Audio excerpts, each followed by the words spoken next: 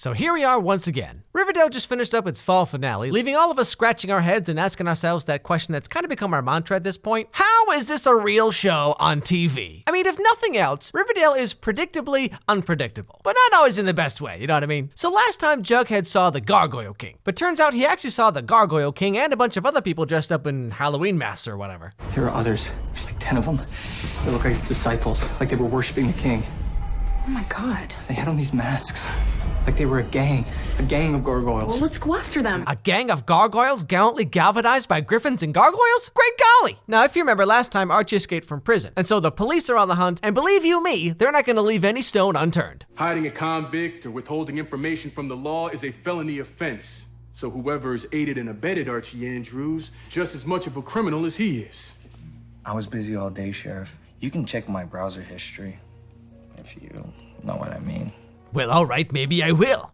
Let's see here. Bowsette SpongeBob Rule 34. What's that? Oh, Lord, Reggie, you need Jesus. Now, one thing the show started doing in season 2 and now is doing like 10 times more in season 3 is like it gives us a bunch of information and then takes it all back almost immediately. I mean, sure, of course, Riverdale isn't the only teen drama or TV show really that does this, but let me tell you, okay, Riverdale does this a lot. Like, it tells you something and then 5 minutes later, it's like, oh, you believe that? You thought that was real?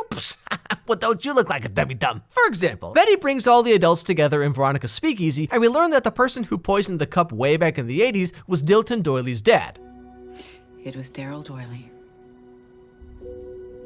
We were both game masters, and he was secretly in love with me. He put poison in the chalice.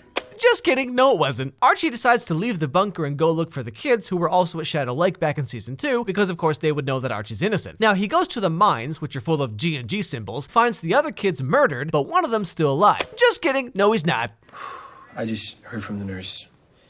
He didn't make it, Archie. They said he lost too much blood. I mean, it's just like, you know, I appreciate a good plot twist, just like I'm sure everybody does. But like I said, the show gives us some kind of revelation, and then 2 scenes later takes it all back with another revelation, but turns out both of these were fake anyway, so like, what does anything matter? Now, the end of episode 6, I think, is hilarious. So we're at Betty's house, right? And the power goes out, the Gargoyle King breaks in and puts a whole tombstone on her bed, which, I mean, that's a whole thing. But no joke, this is actually how the scene plays out. Gargoyle King, popcorn. Gargoyle King, popcorn. And then FP just kind of shows up for whatever reason, like Sam from Clarissa Explains It All. Hi, Sam. The Gargoyle King is in the house. He's in the house! But then the next scene, everything's fine? It's become clear that you're not going to drop this investigation no matter the consequences. What happened? What about the Gargoyle King? Did you just leave a dirty skull on your bed? Did you at least eat the popcorn? Come on, guys, we need answers here. Now, because the house isn't quite safe anymore, Alice sends Betty to the Sisters of Quiet Mercy. And while this is all going on, Veronica finds proof that the sheriff paid off some kids to testify against Archie, which of course gets him exonerated. But Archie thinks he's too cool for all that Riverdale stuff and breaks up with Veronica so he can run off for some dude time with Jughead. I hope you know how much I love you. If you loved me, you would come home. God, Ronnie, you know in your heart I'm right about this. It just hurts to admit it.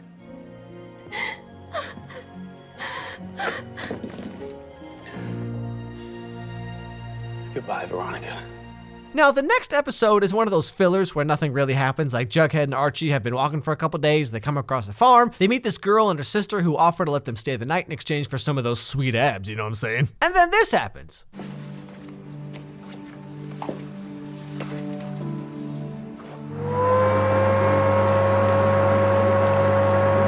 Wow, Archie, you lasted maybe like 48 hours, huh? Veronica, I'll always love you. Just kidding. But then this happens. These are delicious.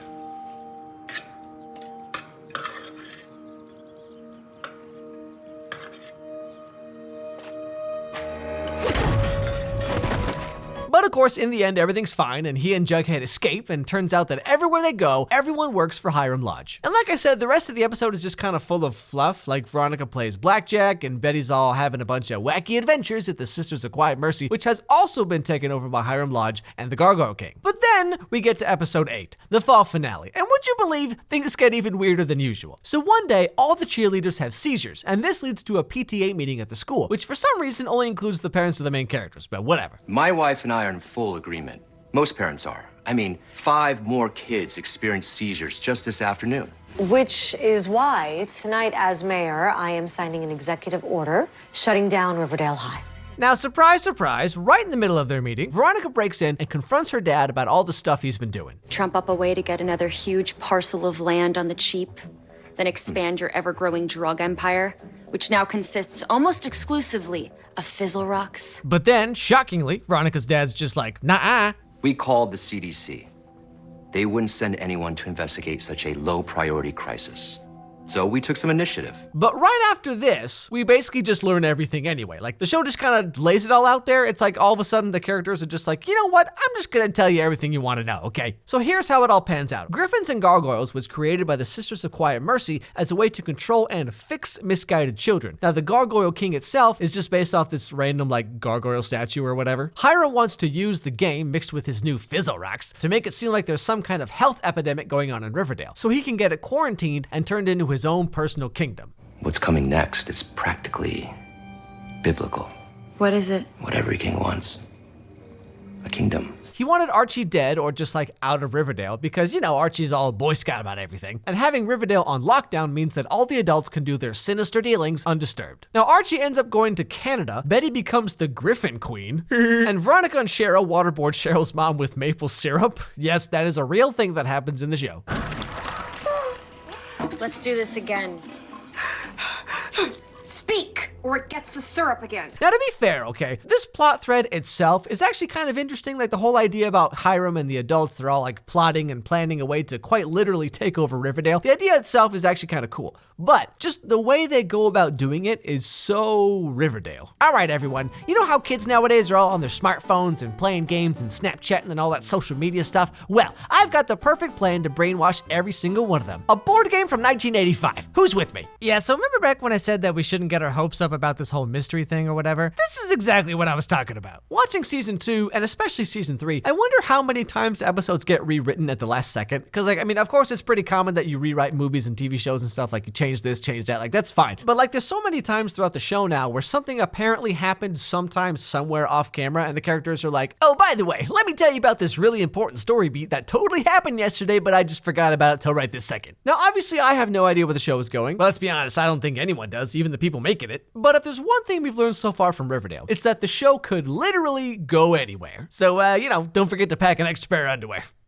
Big announcement, everybody. We got a whole new line of Riverdale merch in the store, and you're not gonna wanna miss this, okay? Trust me. We got Southside Serpent sweatshirts, we have transparent phone cases, we have hard phone cases, we have the Southside Serpent hoodie, Southside Serpent Letterman jacket, Southside Serpent women's t-shirts, we got earrings, we got Riverdale High School sweatshirts, we got a bunch of Riverdale pins, put them on your backpack, put them on your jacket, whatever. We got dog tags, we got charm bracelets, we got a whole bunch of Riverdale stickers, you could, you know, put them on your book, put them on your face, I don't know, whatever. We got some women's Southside Serpent top and pants like athletic set. We got some cool Riverdale bracelets. We even have Jughead's hat, okay? We're serious over here. We have temporary tattoos. You can pretend like you're Archie in prison or whatever. We got lanyards. We got Pop's chocolate shop necklace. We have this cool like 50s style kind of classic t-shirt available. And the last thing, okay, we got Betty and Veronica friendship iPhone cases. You know, it's like you and your friend have the cases. It forms one picture, you know, that kind of thing. Link is in the description below. There's a whole bunch of different varieties, different colors that aren't even shown here. So you go to the website. I guarantee you'll find something that you like, okay? So don't miss it.